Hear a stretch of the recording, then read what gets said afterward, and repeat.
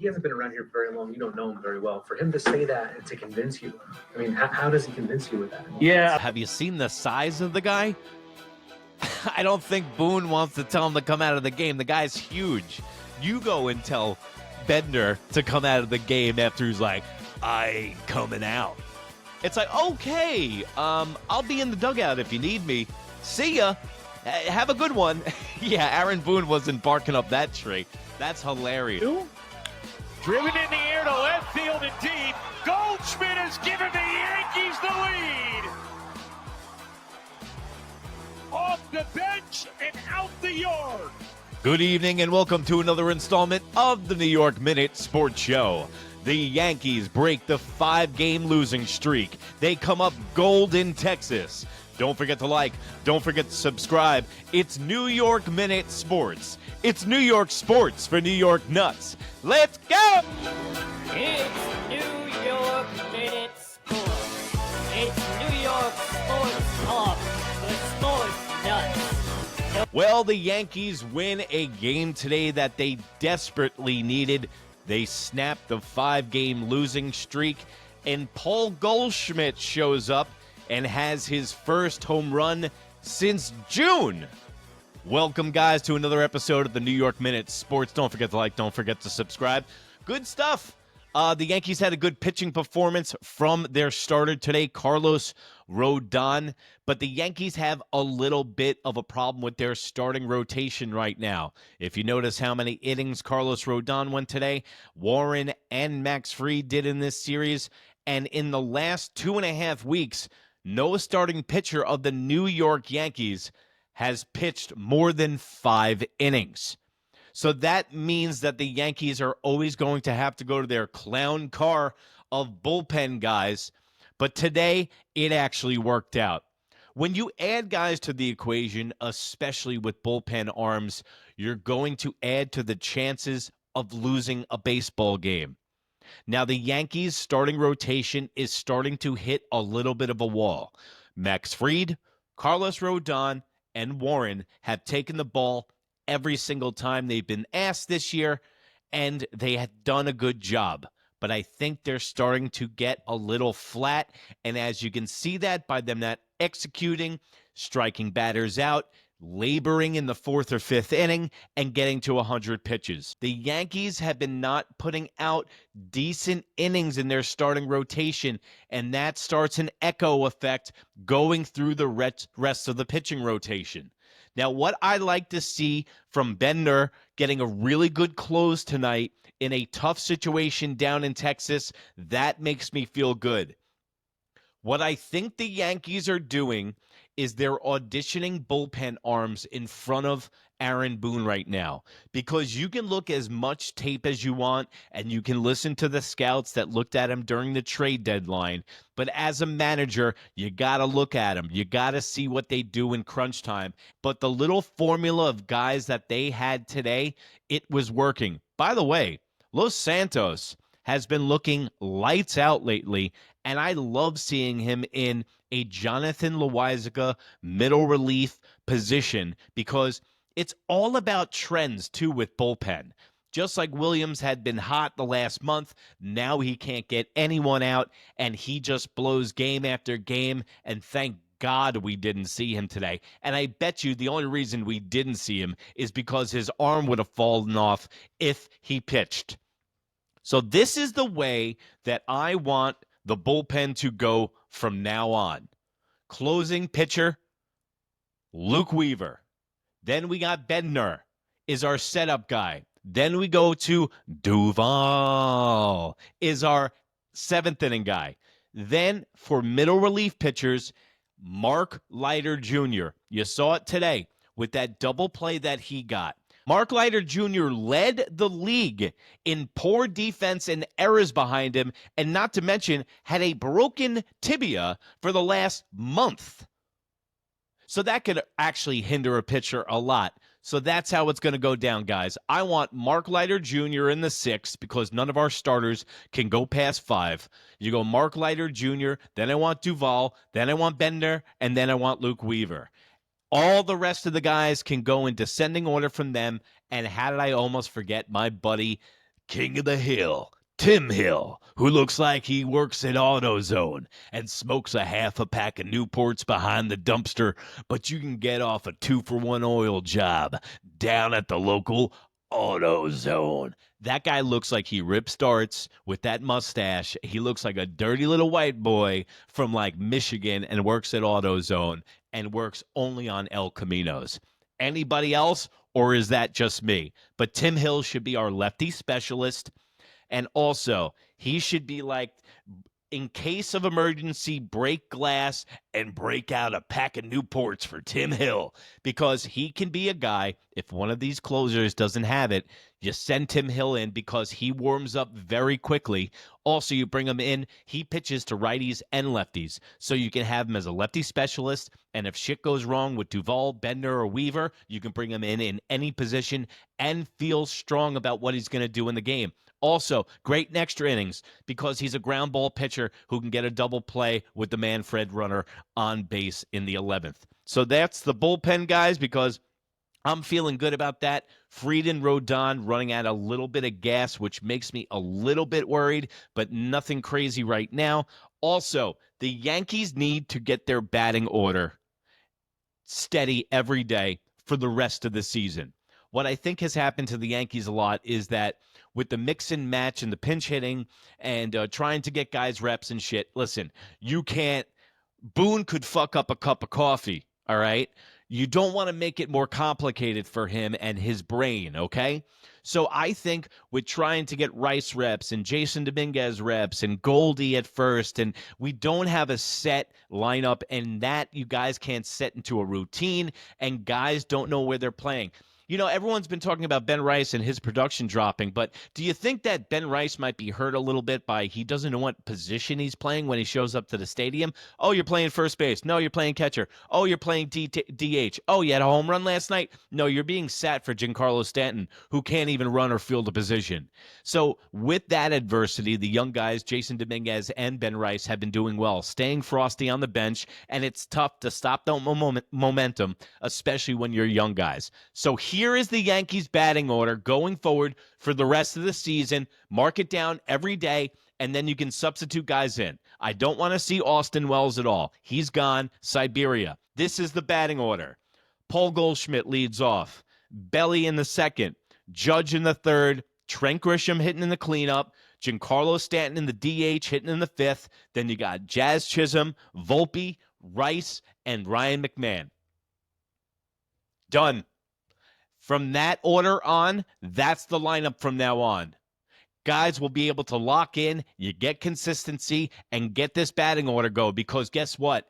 The Yankees have a major gut check time coming up this weekend against the Houston Astros. And if they fuck around, they could get swept by the Houston Astros. And imagine that scenario. Old Timers Day at the stadium, in front of the 2001 New York Yankees, and they lay an egg and get swept, the pressure's going to be on in the stadium. And I'll tell you who else the pressure's on all the time. It's Aaron, I love Devin Williams, and Anthony Volpe Baboon. That's why his name now is Aaron Baboon, because a primate could coach better than him. To this one, knowing you're a little short in that pen, to use Bednar for multiple outs there to close this thing out? I mean, if we had to, I was hoping it would be a 4-out situation, but you know, once we got Gary through there and they shot the lefty, I just felt like it was Bednar's time, and I knew Camilo. You can tell Aaron Boone is high on Bednar because he was talking about him and he was a little giddy, more so than anybody else that they got in the trade deadline. Is he's really high on him because actually the Yankees see a lot of the Pittsburgh Pirates in spring training, and he loves the way that he pitches. Also, Bednar adds to the equation with Luke Weaver is able to get 4 outs easy. He's able to get 4 outs. So now you have 2 guys in your bullpen that can get 4 outs if needed. And then all the other guys are pretty much 1-inning guys. So that what leads to the dynamic of the Yankees being dangerous in the playoffs. But if you play poor defense and if you play the way that the Yankees have been playing, I don't want to get my hopes up too much right now. This is a win. This is a good thing. They need to build on this. and you got the wrong team coming into town to try to build on a winning streak. Oh, even though he was today would have been the third day, I knew I had him kind of emergency and behind him if I needed him. So, yeah, what a great gutsy effort by Bed. You went out there before he faced Garcia. What did you need to hear from him, or what did you say to him to leave him in and have confidence that he can get the job done? Yeah, I was going to take him out, honestly. I said, I'm going to take you here. And he gave me a look like, no, you're not. And, so I said, you sure? And he's like, yeah, let's. I like that. That's really cool. Did you hear what he said? Bednar told Boone to get back in the dugout, and he's got this. And I like that mentality, bro. That's a gamer. That's a baseball player. That's a guy that wants the pressure. That's a guy that wants crunch time. And guess what? He struck him out, and he got the save. Starting to fall in love with Bednar. Got to admit, the first game that he appeared in, he doesn't do well in Miami. I mean, his ERA, his lifetime ERA was 7 in Miami, and everyone has their place, just like Garrett Cole against the Boston Red Sox or anybody named Rafael Devers. But that's good. Boone likes him. He likes the pressure. I think we have a little good marriage here. But you know what? Everybody that Aaron Boone falls in love with winds up becoming dog shit. Let's go. I got this guy. And we rolled with it. And what a great performance. You're always uncomfortable anytime, one of your leverage guys like that is getting up to where he was from a pitch count standpoint. And, 5-out save for Bednar. That's awesome. Bednar is a real gamer. I'm liking this. Loses Seager there and gives up the base hit. But I just felt like, he absolutely wanted the ball and, felt like the stuff was still there. So great job by him. Most pitches he's thrown, I believe, since an outing in 2022. Just, do you like to see that, though, from your back end guy and saying, I'm not coming out of this game, essentially? I mean, that's a dog effort right there. I love that mentality. That's who he's been. First game here, he gives something up, and it's like, get me right back out there for the second inning. Give me the ball. So that's really good to see, and I love that mentality. So not ideal to go that long. Don't want to do that a lot, but what a great effort. He hasn't been around here very long. You don't know him very well. For him to say that and to convince you, I mean, how does he convince you with that? Yeah, it's just, you do your background work on him a little bit and kind of hear some of the makeup reports on him and kind of hear who he is. Also, have you seen the size of the guy? I don't think Boone wants to tell him to come out of the game. The guy's huge. You go and tell Bednar to come out of the game after he's like, I ain't coming out. It's like, okay, I'll be in the dugout if you need me. See ya. Have a good one. Yeah, Aaron Boone wasn't barking up that tree. That's hilarious. Coupled with what we've got to know this week, this is a guy that, give me the ball, let's go. And he's been a lot of fun to be around here this first week, and we're excited to have him, obviously. What was that like for you piecing together the final 12 outs, just with some guys that I'm sure you didn't have available back there? Yeah. I mean, first of all, good job by Leiter coming in and getting a huge double play ball there. And I think him with a really good pickoff move with Langford actually got his attention, and he didn't get the good break on that next one where he was going. So that, contributes to the double play ball. Timmy Hill comes in. I felt like threw the ball really well. Yeri did his thing with that middle there, getting that righty lane there. So just a good job by all those guys down there of playing a real meaningful role behind Rodó today. What's this do for the team mentally? Bad road trip, but it ends well. All right, so if you look at it, I know the dramatic losses looked really bad. They were bad. It's the reason I have more gray hairs in my head today. But if you look at it, the bullpen, other than the blips with Devin Williams, this bullpen's been good. Since the Miami series, they actually have been locking it down. But I'll tell you this. When they gave up the second baseman prospect, Rock, for Bird, who just got sent down to AAA, that's malfeasance.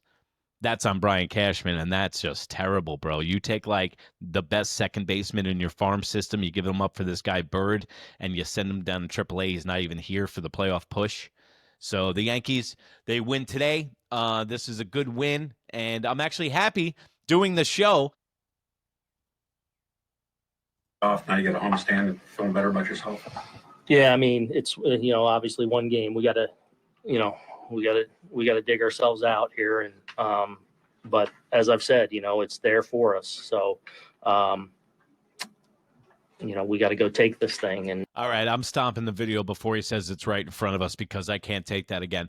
But now, and also, the Yankees have a day off tomorrow, so big win. Yes, big win, feeling good. You got a day off tomorrow. I'm happy we got the day off tomorrow with these games at 8:05 every night. I'm like a zombo producing these post-game shows at 12:30 at night and posting them by 1 a.m. I've gotten about 3 hours of sleep this series, which also helps with the chaos and the crash outs on here. Also, just quick side note, if you think I crash out with the Yankees, I am a New York Jets fan. And on New York Minute Sports right here, we're going to be covering NFL wall to wall, same videos, same post games. We're going to be breaking down highlights. Also, I hope and I pray and light your candles, cross your fingers, hug your tree, pray to whatever you do, that we have October baseball fans as Yankees, and we got football and playoff baseball. The smell of falling leaves, pumpkin spice, apple cider, sweaters, bitches in boots, and funny hats. And you can go to New York Minute, that's NEWYRKMIN, and check us out on Instagram. Got over 3.3 million views this month alone. Thank you for the 41,000 subscribers on there, guys. And thank you to over 1,100 people that subscribe to this channel this week on YouTube alone, and for over 260,000 views in the past month here on YouTube. And thank you very much from the bottom of my heart for all the sweet comments. You guys are way too nice. Thank you so much. And I will continue to be here reporting on the Yankees. I'm reporting on the NFL. I'm reporting on the Knicks and everything New York Minute Sports. Don't forget to like. Don't forget to subscribe. And if you can't be good, baby, be bad. Bye.